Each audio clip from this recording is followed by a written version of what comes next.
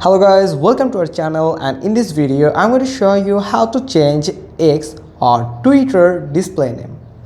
First, you have to open Twitter application.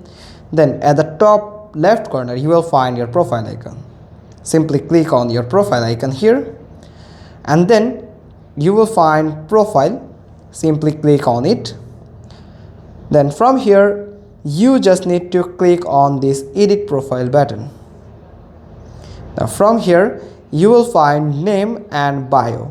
From name, it is your display name in Twitter. Just simply click on it.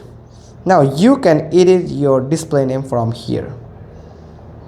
Just like this. I have just deleted my name. Now if you type like anything, if you type anything, then click on the save button and it will save as your display name on Twitter.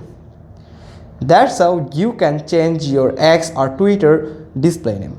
Hope you found this video helpful. If so, then give us a thumbs up. Don't forget to subscribe our channel, click on the bell icon, and we will get back to you soon with another informative video.